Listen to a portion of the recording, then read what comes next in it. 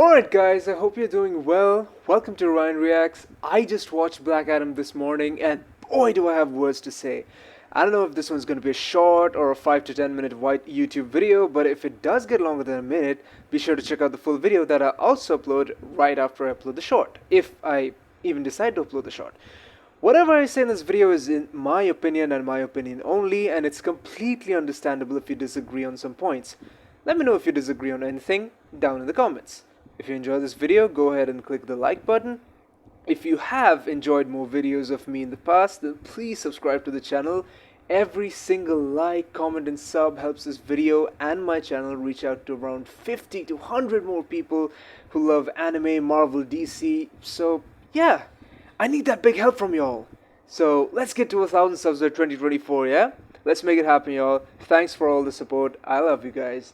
That being said, this is one of the funniest videos that I've ever made, but there might be spoilers here and there, and I'll try to be cryptic about it, but be warned, watch the movie, then watch this. Black Adam. A movie made under a leadership that it terribly wants to get out of. Cough. Post-credit scene. Dwayne Johnson, The Rock. I don't think anyone would have accomplished what he did in this movie. And I'm not talking about the movie itself, I'm talking about certain characters and choices that I'm 100% sure that would have not been allowed by what I would like to call the old regime at Warner Brothers. Oh Ryan, but this movie was made under the old regime. Yeah, who else was gonna make it? No one else ran DC back then. Look back at what I said in the opening line of this review. It's a movie made under the leadership that it terribly wants to get out of. And I have to admit that they succeeded. Not by a mile or anything though, but just enough to cross that line. Now I'm sure we can sit here and talk about the behind the scenes drama at WB for hours at end, but I'm not going to do that here. Let's talk about the movie itself. Black Adam revolves around the titular anti-hero, who's surprisingly not an anti-hero just by namesake. Like seriously, he is an anti-hero. The very definition of it. And the JSA, Justice Society, that somehow has always existed, but no one really cared for them, I guess. I mean, people freaked out in MOS and BVS about superheroes and their consequences, and yet somehow this society wasn't brought up. And this movie is set in the main DCEU timeline, which would imply that these guys have been here long before the League was a thing. Which is evident considering we see a really old Dr. Fate and a really old OG Atom Smasher. This would imply that canonically this society has been operating in the shadows, helped by Waller and or other government/non-government organizations for a long time. I just went on a freaking tangent, huh? Very well, expect me to do this multiple times. Anyway, Death Adam is a legend in Kandak, a hero who once fought off great evil to free his nation using his powers of Shazam. Yeah, that's right. Cool. Flash forward to present day, Kandak is once again under the control of foreign oppressors who go by the name Intergang, and this gang is looking for a really valuable mineral called Eternium. Wait a minute. Foreigners looking for natural resource in the Middle Eastern... Where have I heard this before? Turns out these guys are also looking for an evil artifact called the Crown of MacGuffin, and they've kept tabs on a Kandaki equivalent of Lara Croft to lead them to it. Well, they get to where they're supposed to be going, and then they decide to off Lara Croft and her gang, but Lara Croft attended Egyptian classes, so she reads out a sentence and summons a huge rock from the ground. This rock absolutely obliterates everyone apart from Lara and her gang and leaves. Yeah. So the JSA, or JS, because they be putting their sticks in holes around the world now and are not just restricted to America, they are contacted by Amanda Waller, who somehow just forgot about the squad, I guess. Maybe, I don't know, I haven't watched Peacemaker, let me know if there's some hidden lore that I'm missing out. But it's funny how her first instinct isn't to call the literal Justice League a group of gods among men to confront a literal god-level possible threat. Instead, she turns to this. I don't know how this is even a society anymore, it's just 4 people. It's the Justice Boy Band of America. Hell, even boy bands have more members than 4 people. Anywho, They hop onto their X-Men jet and fly away from the Xavier's mansion all the way to Kandak. Lara Croft and her gang take care of Adam because somehow she's comfortable letting her child around this massive, unstable, quite literally the most electrifying man on the planet. I'm just blurting out the whole plot, aren't I? Alright, let's fast forward. BA kills like 100 bad guys. Jason tries to stop and convince him to be better, but he's like, it doesn't matter! But then one big plot twist later, he surrenders to the JSA even though at this point they were basically co-workers. But then, dead bad guy fuses with the crown of MacGuffin and boom! A villain straight out of Doom Eternal emerges to plunge the world into darkness. And brings out cute little warrior skeletons all Arkham Asylum scarecrow style. So then, Dr. James Bond does the thing! You know, the thing from Injustice 2. Man, if you know, you know. It's a meme at this point. He does that thing and calls out Death out of hiding, filling his veins with anime motivation, because seriously, this would have been so much better if it was a shonen anime. Afterwards, one costume upgrade and one CGI battle and one Mortal Kombat fatality finisher later, he sits on the throne of Kandak and does his thing from the comics. But then breaks it because he knows what it's like to be ruled and he wants his people to be free, but still have a protector. Yay, happy ending. Then we move on to a super rushed post-credit scene, but boy will it make you scream involuntarily. Like that shit was leaked and I saw it 10 times already, but I still screamed along with the theater because it was just so awesome. Moving on to the elements of the movie itself. Fair warning, this section will be a bit serious, so expect less jokes. Okay. As a whole, the movie is good. It was pretty fucking fun. It could have been very good, but it just falls short on certain parameters. What I'm about to say, though, is gonna make y'all think that I hate this movie, but I really don't, so here it goes. The first and second halves of this movie are average, with really good moments sprinkled throughout. The pacing felt monotonous, there was a profound lack of pauses on important scenes to emphasize character moments. That, coupled with forced exposition dumps, really hindered the movie in multiple moments. Dialogue delivery from the supporting cast being monotonous and not being done right most of the time is another factor that brings down the score. Speaking of score, the themes by Lauren Balfe, I don't know, I'm probably butchering your name, I'm so sorry, were awesome. Heroic and really beautiful, but guess what? The execution of them was trash. There were so many moments in the movie where I thought, wait, this music doesn't belong here. Or wait, why are they using the section of the track that actually suits the vibe much better? The editor really did a bad job at including music that sets the correct mood at the correct time.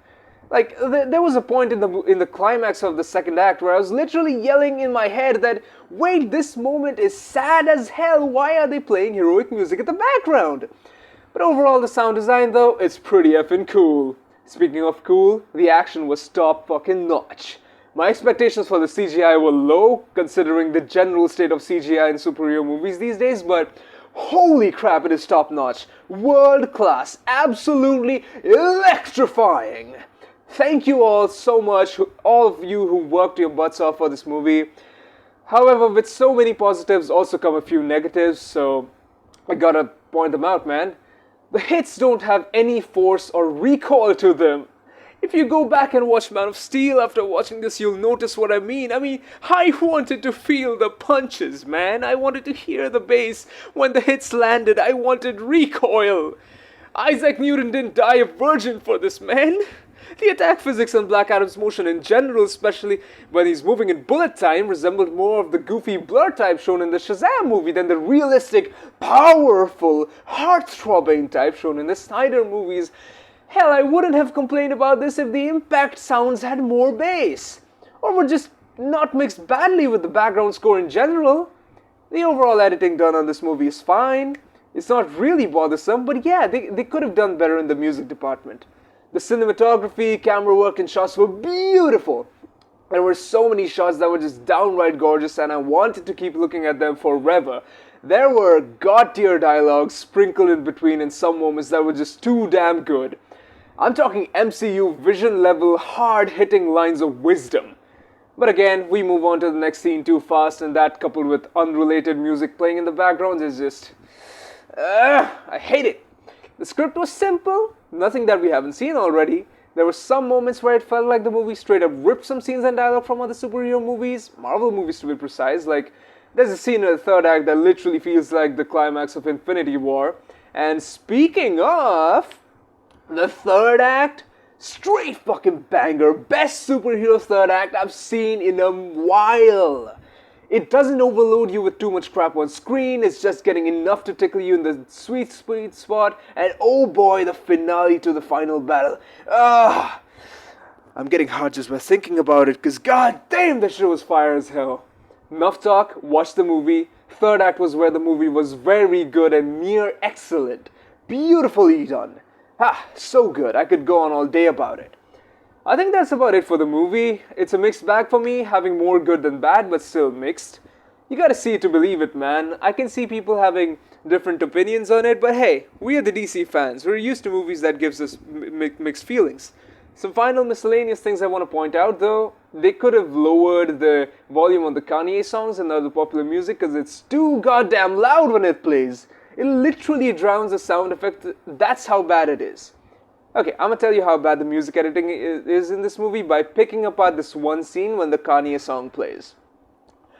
There's a comedic moment where BA goes off to fight alone, but the music should have stayed on mute and waited until the team realizes he's gone and then play. You know what I'm saying, right? This movie kind of takes a win in some aspects of sound design, but also an L in the other areas, so. Moving on from the trash talk, the costumes were fabulous. That's a common DC win for you. I wish we learned a bit more of the characters. The backstories were kind of shoehorned in with bad execution. Noah Centineo and Cyclone were just there. I didn't care much for them, but they're cute. They're cute. Pierce Brosnan as Doc Fate is top-tier casting. He was perfect, no complaints. Still wish we had seen more of his powers and seen Nabu or something. Hawkman, how many times are they gonna do my boy injustice? Bro was just a generic macho alpha male in the movie. I'm crying, y'all. He had one tone every time he spoke and felt so bland up until the third act. And once again, we were told of his mythology, nth metal and stuff, but not shown. Nobody cares about a character if you just do intros like that. Thankfully, my theater was packed with cultured people, so I'm glad. But come on! Adriana was the mom of the group, telling everyone to do what's right, even though she just leaves a young kid unsupervised into all sorts of life-threatening situations. Those two are good. The uncle is a great comic relief. The humor in this movie in general is generic most of the time, but it's so good, barely any cringe moments at all. And now, the moment we've all been waiting for. Man, I really thought I was about to end the video 5 minutes ago, I guess it doesn't really matter. It doesn't matter! Because you can finally smell what The Rock is cooking. My man acts in this movie, and oh boy, it's good. Is it good, man? Gone are the days where he's the same guy in every movie. He is Black Adam in this one. He embodies his character and personality so damn well and shines as a damn good anti-hero. The emotions, the rage, the charm, man, y'all gotta see to believe it. Also, I was surprised at how relevant this was to the current situation in some Middle Eastern countries, you know, the whole control by oppressors thing and stuff. That was good political commentary. Also, one final thing, there were moments in this movie that made me go, he does the thing, for multiple characters. So yeah, keep a lookout for those moments, because Dr. Fate does the thing, you know? The thing. If you have no idea what I'm saying, think of Injustice. Also at the end of the movie, Black Adam does his thing on the throne. You'll know what it is when you see it, man. God, the finale was so good. Oh, and stay for the post-credit scene, because it's literally make you scream involuntarily, even if you've seen the leaks like 10 times, baby.